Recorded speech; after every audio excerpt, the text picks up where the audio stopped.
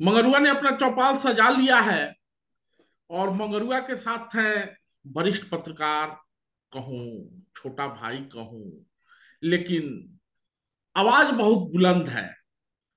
बोलने के मामले में झिझकते नहीं हैं।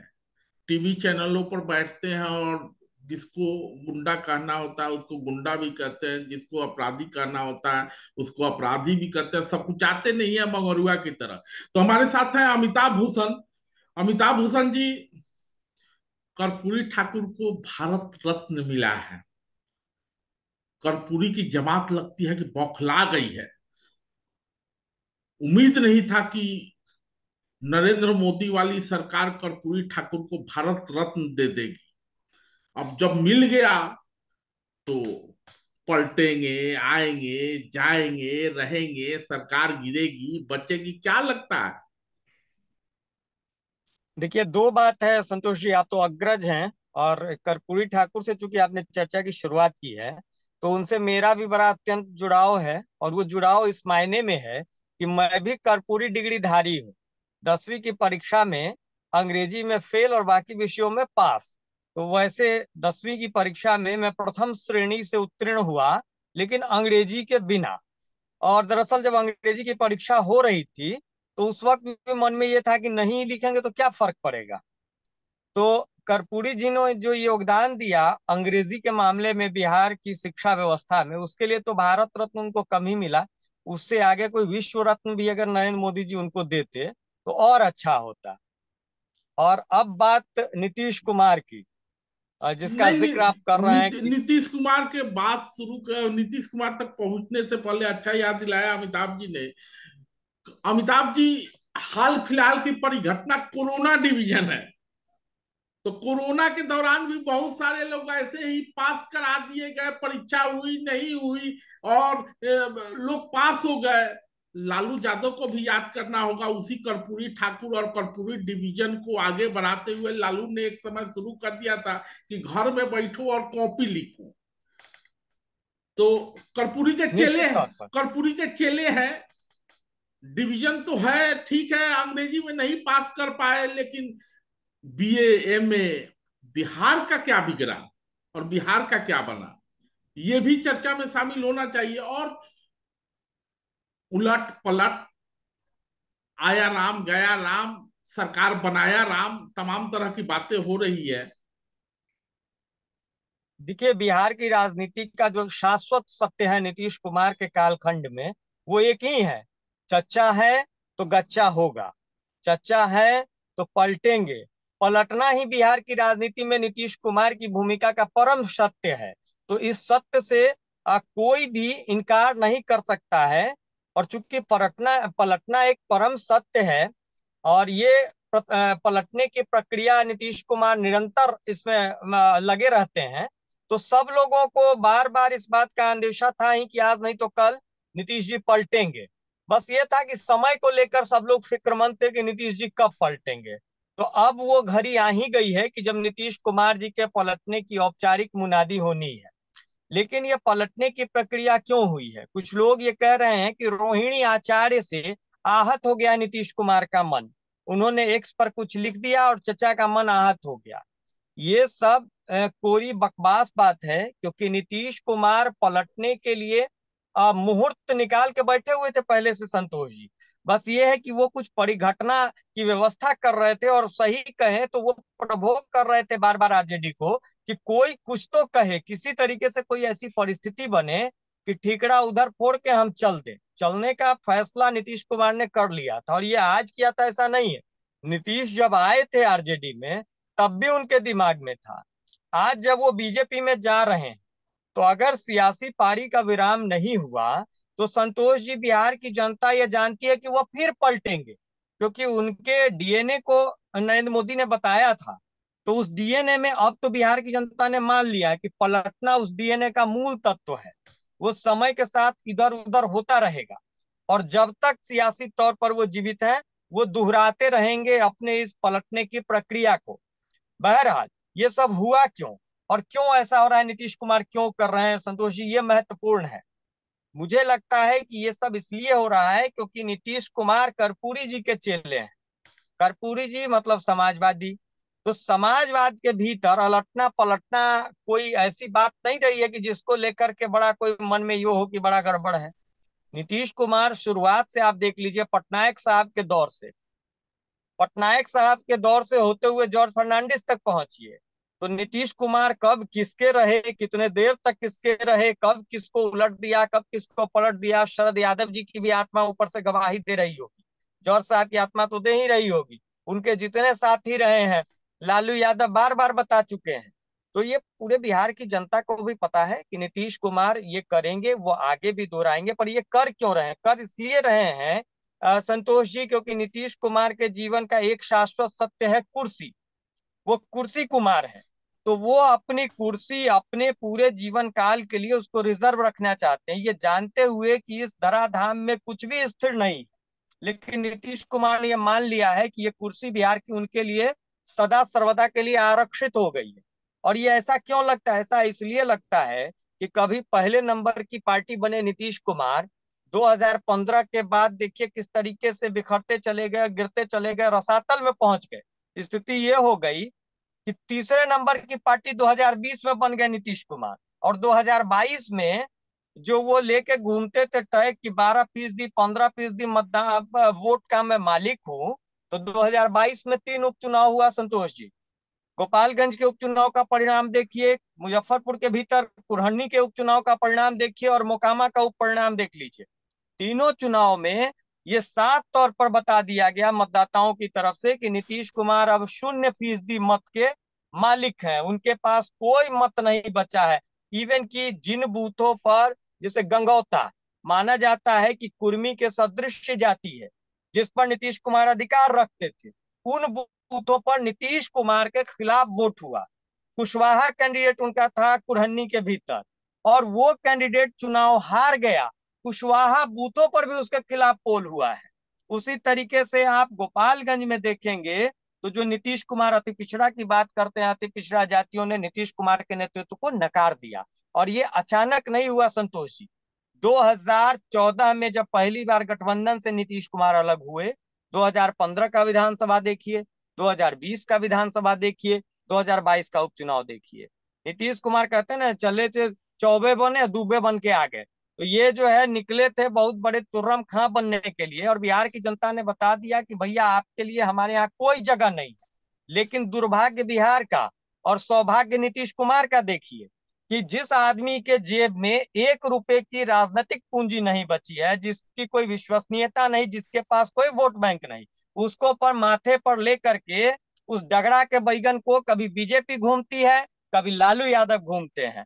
और डगड़ा जैसे ही बैगन का बदलता है तो सामने वाली पार्टी कहती है इसके पेट में दांत है, एक कहता है इसका डीएनए खराब है। 2 दिन के बाद दोनों फिर माथे पर लेकर नाचने लगते हैं, सुशासन कुमार हो गए हैं। तो ये विडंबना है, और ये नीतीश का सौभाग्य, बिहार का दुर्भाग्य है संतोष जी। अमिताभ जी, आपने दो तीन बातें कही। आपने कही कुर्सी की बात, आपने कही पलटने की बात, आपने कही नीतीश कुमार की ताकत कम होने की बात।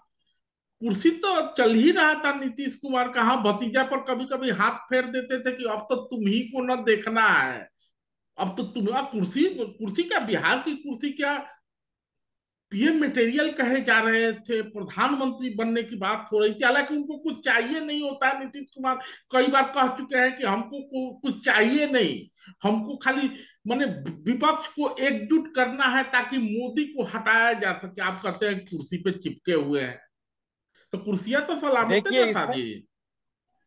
जिना न कुर्सी पर संकट है, कुर्सी पर आसन्न संकट को ध्यान में रखते हुए नीतीश कुमार अपनी कुर्सी को अजर अमर करने के लिए उन्होंने एक नीति बनाई। और ये नीति आज बनी ऐसा नहीं है। जिस दिन उन्होंने ये मुनादी की कि विपक्षी दलों को हम जोड़ेंगे, एक के बदले एक का फार्मूला जब उन्होंने दिया था कि सत्ता पक्ष के खिलाफ एक कैंडिडेट के सामने विपक्ष का एक कैंडिडेट होगा और मोदी को हम परास्त करेंगे, उस दिन भी नीतीश कुमार दरअसल अपनी बार्गेनिंग कैपेसिटी बढ़ा रहे थे।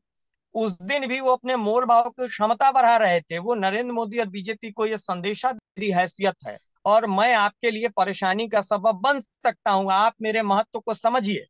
और यही कारण था कि इस बात को कांग्रेस और तमाम विपक्षी पार्टियां जानती थी कि नीतीश कुमार के जीवन का सबसे बड़ा सत्य है परिवर्तन, सबसे बड़ा सत्य है उनका इधर उधर अलटते पलटते रहना।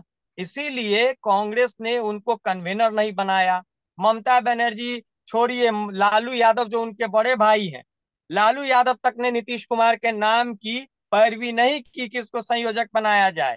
यहां तक कि आप दृश्य याद करिए, मुंबई की बैठक में नीतीश कुमार अपने मुंह से बखान करना शुरू किए अपने भाषण के दौर में कि आप लोग तो सब जनबे करते हैं ना, हम ही तो प्रयास किए और सब लोगों को जोड़े और तब देखिए बहुत बढ़िया हो गया, तो हम ही तो किए थे। बगल में बैठे लालू यादव ने कहा राहुल जी को मजबूत करना है, नहीं, तमाम लोगों ने कहा राहुल जी ने तो पटना में भी बता दिया था, दूल्हे की बात जब उठी थी तो राहुल ने लालू ने राहुल की बरतुहारी शुरू कर दी थी।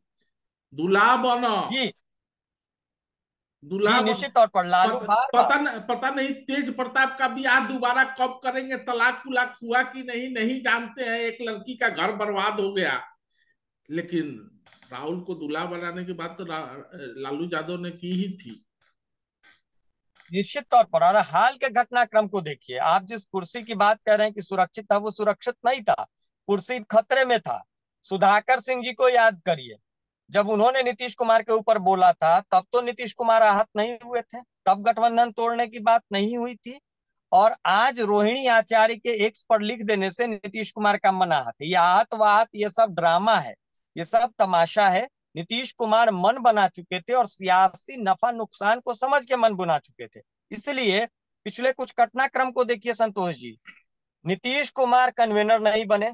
नीतीश कुमार से जब लोगों ने पूछा, पत्रकारों ने पूछा, तो उन्होंने कहा कि हम तो चाहते हैं लालू जी को बना देना चाहिए संयोजक, लालू जी को नहीं बनाए, हम तो कुछ बनना नहीं चाहते हैं। अच्छा, मल्लिकार्जुन खड़गे जब वो चेयरमैन बन गए तो नीतीश कुमार की पार्टी के एक विधायक है गोपाल मंडल, गोपाल मंडल कहते हैं खड़गे फड़गे कौन है, इसको तो आप जानते ही नहीं है, पूरा देश नीतीश कुमार को जानता है। सुधाकर सिंह ने जब नीतीश कुमार के मन को तथाकथित आहत किया था तो लालू यादव ने सुधाकर जी को एक नोटिस थमाया था, लेकिन नीतीश कुमार ने नोटिस तक भेजने की जहमत नहीं उठाई गोपाल मंडल को। यह किस बात का संकेत है? और नीतीश कुमार महागठबंधन में या इंडिया अलायंस में थे, इंडिया अलायंस में रहते हुए नीतीश कुमार तीन कैंडिडेट को कह दिए कि भाई सीतामढ़ी में देवेश चंद्र ठाकुर हमारे कैंडिडेट होंगे, संजय झा दरभंगा में हमारे कैंडिडेट होंगे। ये गठबंधन धर्म होता है क्या कि आप अपनी तरफ से, अपनी ओर से आप अपने कैंडिडेट को सिंबल बांटने की शुरुआत कर दें, जुबानी खर्चा करना शुरू कर दें कि हमारे ये कैंडिडेट यहाँ होंगे? ये तो न्यूनतम गठबंधन धर्म का नियम है ना कि जब सीटों की बातचीत पूरी हो जाएगी तो सार्वजनिक तौर पर रखा जाएगा। नीतीश कुमार ने उस मर्यादा का पालन नहीं किया। क्यों नहीं किया? क्योंकि नीतीश कुमार डरे हुए थे। उनको लग रहा था कि 14 वाली स्थिति के लिए उनको विवश किया जाएगा। 14 याद करिए, नीतीश कुमार की हैसियत 2 लोकसभा की, पूरे बिहार ने देखा, पूरे देश ने देखा।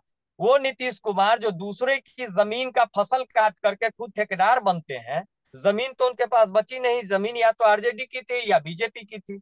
वो डीलरशिप कर रहे थे, लीडरशिप तो था नहीं, लेकिन उस डीलरशिप का उनको इतना अभ्यास हो गया कि वो कहने लगे कि 16 से कम तो हम लड़ेंगे ही नहीं। अब महागठबंधन में या इंडिया अलायंस के भीतर एक बड़ा मामला ये था कि भाई नीतीश कुमार 16 सीट पर लड़ेंगे तो कांग्रेस कितने पर लड़ेगी, जो वामपंथी पार्टियां हैं वो कितने पर लड़ेगी, बाकी जो क्षेत्रीय पार्टियां जो आते जाते रहती है इधर उधर, अगर उसमें से कोई आता है तो उसको क्या मिलेगा। तो इन सब परिस्थिति में दूसरा, नीतीश कुमार ने जब अपने सांसदों से बात की तो एक बात उन्हें पूरी तरीके से समझ में आ गया कि इस चुनाव में अगर उस अलायंस में वो चुनाव लड़ेंगे तो जिस बात का जिक्र प्रशांत किशोर भी करते हैं कि नीतीश कुमार 5 से 6 सीट पर रह जाएंगे, तो नीतीश कुमार को अंदाजा था कि भले वो 16 लड़ ले लेकिन हारना तब भी उनको 11-12 है। इस अलायंस में उनको ये था कि अगर हम बीजेपी के साथ जाएंगे तो उनके सांसदों ने उनसे कहा कि राम मोदी जी के नाम पर बेड़ा पार लगेगा, सब लोग निकल जाएंगे। तो नीतीश कुमार को लगा कि ज्यादा सीट पर लड़ेंगे और ज्यादा सीट जीत भी जाएंगे बनिस्पत उस अलायंस के। एक कारण ये था। दूसरा कारण ये था कि नीतीश कुमार को लग रहा था कि कन्वेनर तो बने नहीं, अब जैसे ही 24 का चुनाव होगा तो जो दिखाई दे रहा है कि 24 की परिस्थिति राम जन्मभूमि में प्राण प्रतिष्ठा के बाद की जो तस्वीर थी उससे यह साफ हो गया था कि 24 में नरेंद्र मोदी की वापसी का रास्ता जो है वो दिखने लगा था। तो नीतीश कुमार को ये लगा कि अगर नरेंद्र मोदी की वापसी होगी तो 24 में मेरे पास कुछ बचेगा नहीं, और चुनाव के बाद फिर से भतीजा जो है वो दबाव बनाएगा कि चाचा खाली करो, क्योंकि नेचुरल जो जस्टिस कहता है या जो प्राकृतिक न्याय का सिद्धांत है उसके अनुरूप तो बिहार की गद्दी पर अधिकार तो तेजस्वी का बनता है। ये तो जबरदस्ती बिहार को नेतृत्व देने पर आमदा थे या बार्गेनिंग की वजह से आमदा थे, तो इनको लगा कि खाली करना पड़ेगा, दिल्ली में कुछ बचा नहीं। अमिताभ तो जी इस सब को समझ, अमिताभ जी, आप लगता है कि ये कहना चाह रहे हैं कि नीतीश कुमार के प्रति जो दरिया दिली भाजपा ने जिस मोदी का इतना खिलाफत करते हैं, हालांकि बीच भी जाते हैं, सामने आने पे नतमस्तक भी हो जाते हैं, तो जिस तरह की दरिया दिली पिछले संसदीय चुनाव में भाजपा ने दिखाई थी कि अपने जीते हुए सांसदों का टिकट काट काट कर और वो सीटें नीतीश को दे दी थी कि ताकि नीतीश बराबरी पर लड़ेंगे का उनका मंसूबा पूरा हो सके, लालू उसके लिए तैयार नहीं थे। नीतीश कुमार को ये भी निश्चित तौर पर निश्चित, नीतीश आप कुमार बिल्कुल सही कह रहे हैं, बिल्कुल आप सही कह रहे हैं। तो बीजेपी ये दरिया दिली इस बार दिखाएगी क्या, सवाल ये भी है। दूसरी बात है कि अगर दरिया दिली बीजेपी दिखाएगी तो बीजेपी का जो प्रदेश का नेतृत्व या प्रदेश का जो लीडरशिप है उसमें इस पूरे निर्णय में उसका कोई लेना देना है क्या? जवाब है नहीं। ये सब कुछ दिल्ली से तय हुआ है। तो दिल्ली में नीतीश कुमार का करिश्मा आप कह लीजिए या बार्गेनिंग कैपेसिटी कह लीजिए, वो सब दिल्ली में अभी तक बना हुआ है। इसीलिए नीतीश कुमार को लेकर फिर से दरवाजे खोल दिए गए हैं जो दरवाजे बंद थे। लेकिन एक बात संतोष जी याद रखना चाहिए सब लोगों को कि बिहार की जनता जो है वो देश के किसी भी राज्य के मतदाता से सोचने समझने में कमतर नहीं है। बिहार की जनता नीतीश कुमार को उनकी हैसियत लगातार 3 चुनाव में बताई है, 2015 में, 2020 में, 2022 में, और इसके बाद ज्यादा वक्त नहीं बीतेगा, 24 में भी वो हारेंगे और 25 में नीतीश कुमार की जो हैसियत होगी उस चुनाव में विधानसभा में बिहार की जनता बताएगी। जनता जानती है, और सच तो यही है संतोष जी कि नीतीश कुमार नहीं। को हारे लेकर बिहार की हारे जनता में कोई हारेंगे की आकर्षण नहीं। हारेंगे की बात जब आप कह रहे हैं तो हारे हुए बैल के ऊपर कांधा पालो क्यों रखना चाहती है बीजेपी? आखिर नीतीश कुमार हाँ, पलटेंगे तो कहीं ना कहीं तो जाएंगे। आश्वासन जब मिला होगा तभी तो पलटेंगे। और नहीं आश्वासन नहीं, दूसरी बात है कि सब कुछ तय। दूसरी बात है कि नीतीश कुमार की यह भी शिकायत रही है कि जैसी दरिया दिल्ली संसदीय चुनाव में भाजपा ने दिखाया था और अपने जीते हुए सांसदों का सीट काट काट कर नीतीश के पार्टी को दे दिया और बराबरी पे आ गया नीतीश, वैसी दरिया दिल्ली विधानसभा चुनाव में भाजपा ने नहीं दिखाया। सीट तो दिया लेकिन चिराग के जरिए हरवा भी दिया, बिहार फर्स्ट, बिहारी फर्स्ट और नीतीश जीरो। ये भी तो आरोप है तो, उनका। तो आरोप है, तो तमाम आरोप के बाद आखिर नीतीश कुमार जा क्यों रहे? नीतीश कुमार अब क्या कहेंगे बिहार की जनता को? अब उनकी अंतरात्मा में कौन सी नई आवाज प्रकट हो गई है? देखिए सब लोग इस ड्रामे को समझ गया है कि बिहार नहीं देश की राजनीति का अगर कोई सबसे अविश्वसनीय आदमी है तो उसका नाम नीतीश कुमार है। और आदमी क्या है संतोष जी, जब आदमी की आंख की शर्म हया उतरने लगती है ना, तो आंखों से जब आदमी नंगा होने लगता है तो नंगेपन की कोई सीमा नहीं रहती। तो उस नंगई को बिहार की जनता ने एक नहीं कई दफे देख लिया। इसीलिए मैं कह रहा हूं कि उनका हारना तय है, चाहे वो इधर रहे कि उधर रहे। ये है कि उधर रहेंगे लोकसभा में बीजेपी अलायंस के साथ तो हारने वाली सीटों की संख्या थोड़ी कम हो जाएगी। अगर वो आरजेडी अलायंस कांग्रेस अलायंस में रहते तो हारने वाले सीटों की संख्या ज्यादा बढ़ जाती। ये लेकिन दोनों ही तरफ जीतने नि, वाली सीटों में नीतीश उनका कुमार योगदान नहीं है। नीतीश कुमार को एक डर ये भी सता रहा होगा कि देखिए अमूमन ऐसा होता है ना कि भले जीतने के बाद नीतीश कुमार लालू के तरफ चले गए लेकिन लालू का वोट ट्रांसफर नहीं होता। लालू अगर इनको सीट दे भी देंगे तो जिन सीटों पर यादवों की बहुलता होगी, अर्थात लालू के जाति की बहुलता होगी, लालू के समीकरण की बहुलता होगी, लालू के एमवाई समीकरण की बहुलता होगी, वहां वोट ट्रांसफर नहीं होता लालू का। तो नीतीश कुमार को यह भी डर सता रहा होगा कि वोट तो हम दिलवा देंगे लेकिन लालू यादव वोट दिलवाएंगे कि गच्चा दे देंगे कि पेट में दांत ढूंढेंगे, क्या करेंगे, हो सकता है नीतीश कुमार इस बात को लेके भी आशंकित सशंकित हो।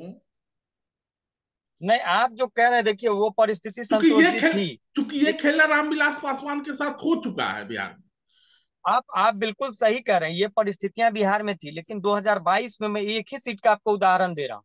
2022 के उपचुनाव में एक सीट है कुरहन्नी। उस सीट में 2020 में आरजेडी का विधायक बना।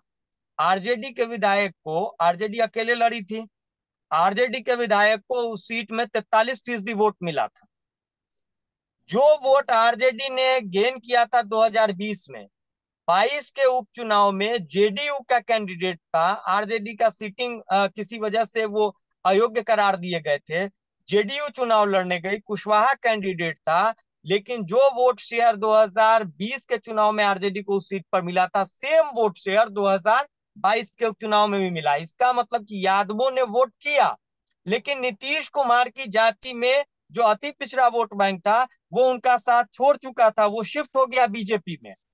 तो इधर परिस्थितियां बदल गई, कुछ परिस्थितियां बदली, और इस बात का अंदेशा बहुत अच्छे से नीतीश कुमार को है। नीतीश जानते हैं कि उनके पास जो 5-4% वोट था, वो भी नहीं बचा। 12% से शुरू हुआ। लव और कुश की लड़ाई आप देखिए किस तरीके से हुई। और बाद के दिनों में नीतीश कुमार की विश्वसनीयता जब समाप्त हुई, क्योंकि उनको अति पिछड़ा वोट क्यों मिल रहा था, लालू के खिलाफ जब नीतीश सरकार में आए, तो उन्होंने पिछड़े के भीतर अति पिछड़ा बनाया, दलित के भीतर महादलित बनाया, अपने लिए एक वोट बैंक उन्होंने तैयार किया, और एक वोट बैंक को उन्होंने मान लिया कि हमारे विरोधी वोट बैंक है, उसको उन्होंने अलग कर दिया। ये राजनीति लेकर नीतीश कुमार चले थे, लेकिन जैसे ही वो पलट के लालू यादव के पास गए, तो जो उनका अति पिछड़ा वोट था, वो लालू यादव के पिछड़े वोट के साथ सहज नहीं था। इसीलिए आप देखिए, इन्हीं के साथ नहीं, उपेंद्र कुशवाहा के साथ भी ये हुआ है कि जब वो उस अलायंस में जाते हैं, तो वही कुशवाहा बिरादरी उनको वोट नहीं कर रहा है। क्यों? क्योंकि कुशवाहा और यादव दोनों साथ वोट करे, ये बहुत मुश्किल है। दोनों का जो वोटर है, उसका नेचुरल अलायंस बन ही नहीं रहा था। तो ये बात भी नीतीश कुमार के समझ में आया, और नीतीश कुमार ये अमिताभ समझ गए कि अमिताभ जी बिहार में। अमिताभ जी, जब आप कहने कुशवाहा वोटर, यादव वोटर, नीतीश की समझ को लेके बात कह रहे हैं, तो मगरुआ त्रिवेणी संघ की ओर लौटना चाहता है। बिल्कुल। और चूंकि अमिताभ से ये चर्चा निश्चित तौर पर देखिए। चूंकि अमिताभ से ये चर्चा करना इसलिए भी जरूरी है कि अमिताभ मंगरुआ जब सवाल पूछ रहा है, तो ये मान के पूछ रहा है कि अमिताभ त्रिवेणी संघ के विषय में परिचित है, बड़ी अच्छे तरीके से रखेंगे उस बात को।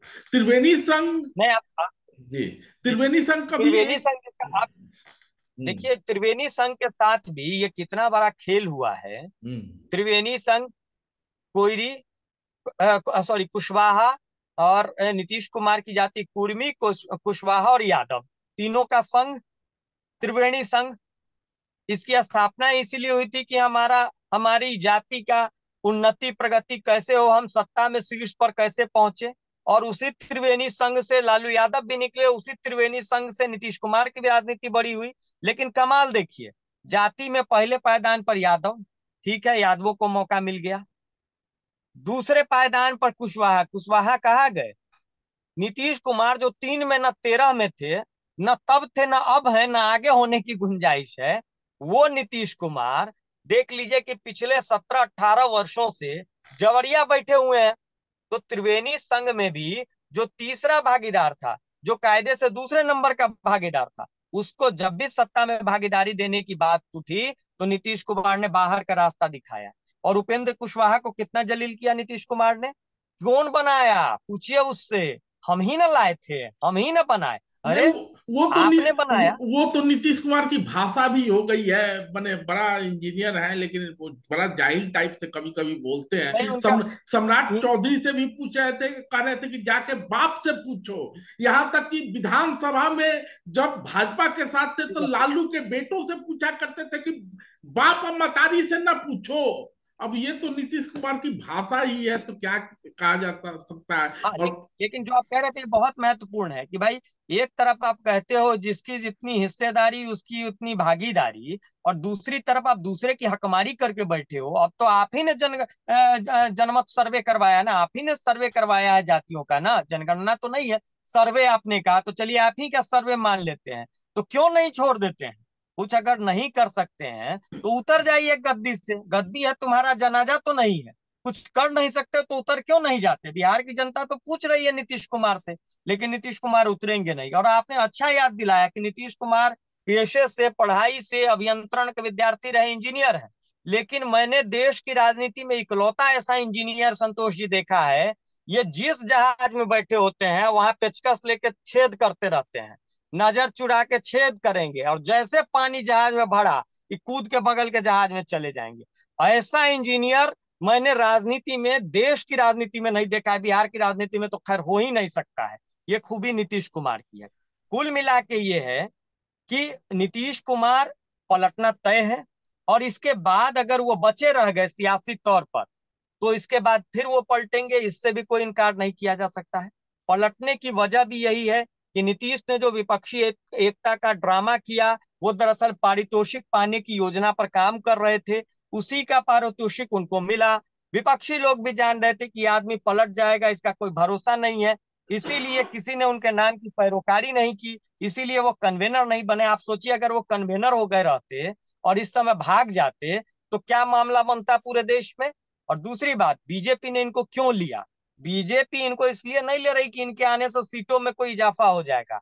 इनका जो कथित वोट बैंक था वो तो ऑलरेडी बीजेपी में समाहित हो चुका है, तो इनके आने से वोट में कोई अंतर बीजेपी के नहीं पड़ेगा। हाँ, एक अंतर पड़ेगा, पूरे देश में बीजेपी नीतीश कुमार से ये कहलवाएगी कि आप लोग तो जनबे करते हैं, हम ही तो कोशिश करके सबको जोड़े।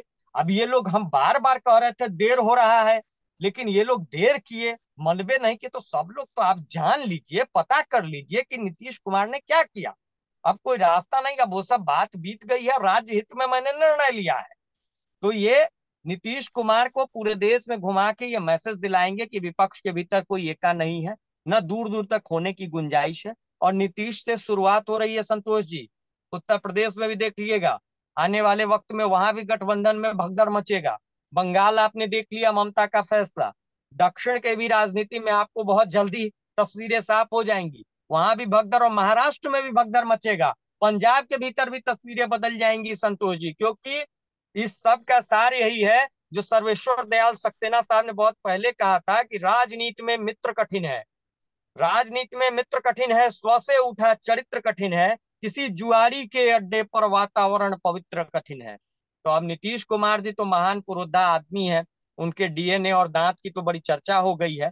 लेकिन कुल मिला के यह है कि बिहार का दुर्भाग्य है कि एक ऐसा व्यक्ति जिसका पानी उतर चुका है, जिसकी समझ उसका साथ छोड़ चुकी है, जिसके जिसके बात का, जिसके विचार का, किसी चीज का कोई महत्व नहीं है, जो बिल्कुल ठूठ हो चुका है, वो जबरिया शासन देने पर आमदा है। और दुर्भाग्य देखिए बिहार का कि जो दो बड़ी पार्टियां हैं, दोनों माथे पर लेकर के उस डगड़ा के बैगन को ताता थैया करती है कि हा हा, मंगल गांव जी आ गए हमारे यहाँ डीएनए कुमार। गोलका बैगन है कि लमका? सवाल तो गोलका है, भंटा बैगन है, ये भंटा भंटा बैगन, बैगन है। इसलिए हाँ, जी जी इसलिए आसानी से डुबोर जा रहा है, नहीं इधर उधर। जी जी जी जी। सवाल एक एक महत्वपूर्ण सवाल है कि क्या नाम है कि लोग ये भी कह रहा है कि नीतीश जी मुख्यमंत्री बने रहेंगे, कुछ लोग ये कह रहे हैं कि चुनाव में भी जा सकते हैं, लोकसभा विधानसभा चुनाव साथ साथ हो सकता है। लेकिन मंगरुआ को चिंता इस बात को भी लेकर है कि आखिर मोदी जी के हनुमान का क्या होगा। मोदी के हनुमान देखिए मोदी के साथ रहेंगे। मोदी के हनुमान को ये भरोसा है कि जिस तरीके से लील डाउन होके नीतीश कुमार मोदी जी के शरण में गए हैं, तो हमारे सामने भी वो लील डाउन होंगे ही।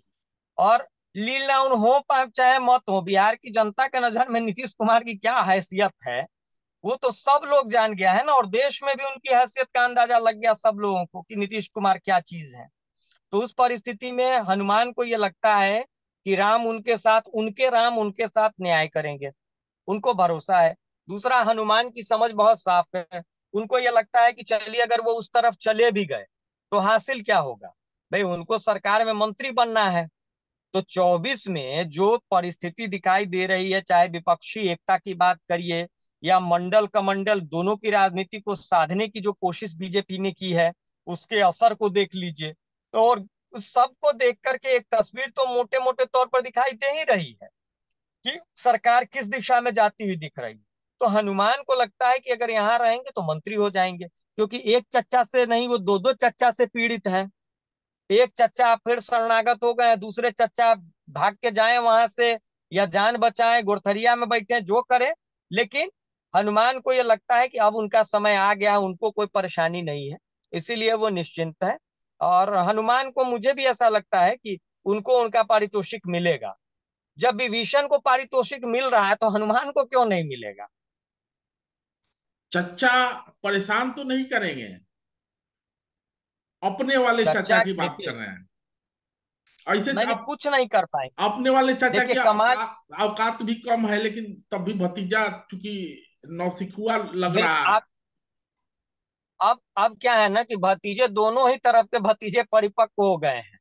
और इन दोनों चाचाओं की जो 420 है, वो राज्य की जनता के सामने सार्वजनिक सिद्ध हो गई है।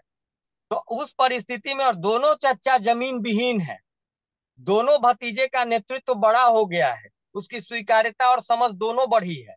तो वो साफ तौर पर आपको दिखाई देगा चुनावी फैसले में भी, जो बीजेपी की तरफ से होगा उसमें भी दिखेगा। और एक अंतिम बात कह रहा हूं संतोष जी, जो आप कह रहे थे कि नीतीश कुमार चुनाव में जा सकते हैं क्या। नीतीश कुमार कहीं से कहीं तक साहसी नेतृत्व वाले राजनेता नहीं। नीतीश कुमार बहुत ही कमजोर किस्म के राजनेता, उनमें ये हिम्मत ही नहीं है कि वो चुनाव में चले जाएं। वो नहीं जाएंगे। नीतीश कुमार तो दूसरे की फसल काटते हैं। दूसरे के फसल काटने वाले के पास इतना साहस कहाँ है कि वो अपनी खेती कर ले। नीतीश कुमार को मालूम है कि जनता के बीच जाएंगे तो काली पुत आ जाएगा चेहरे पर।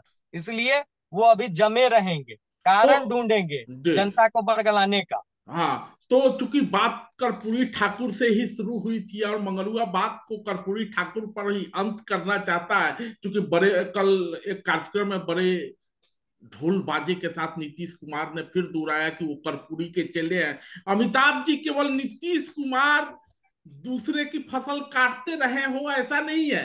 कर्पूरी ठाकुर का भी, माने कर्पूरी ठाकुर की भी हैसियत भारत की राजनीति में और बिहार की राजनीति में वही थी। कभी भी कर्पूरी कुछ अपने बदौलत कुछ नहीं कर पाए हैं। तो जैसा गुरु वैसा चेला। भले चेला चीनी बनने का कोशिश करे, लेकिन पेट का दांत धोखा दे ही जाता है। बिल्कुल। और एक बात और भी बिहार और देश की जनता के ध्यान में होगा ही संतोष जी, कि कर्पूरी जी किस तरीके से मुख्यमंत्री बने थे। संसोपा से टाल ठोकने वाले कर्पूरी जी जनसंघ के सहारे ही तो मुख्यमंत्री बने ना। और देखिए कमाल की, जनसंघ के लोगों ने ही जो आज जनता पार्टी के तौर पर, भारतीय जनता पार्टी के तौर पर सरकार में, उन्होंने इनको भारत रत्न दिया है। तो अब भारत रत्न मिलने से मुझे तो बड़ी उम्मीद हो गई है संतोष जी। कर्पूरी जी जैसे लोगों को भारत रत्न मिलना बड़ा अच्छा संकेत है।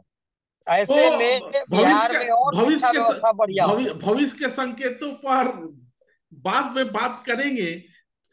अमिताभ से लगातार बात होते रहेगी।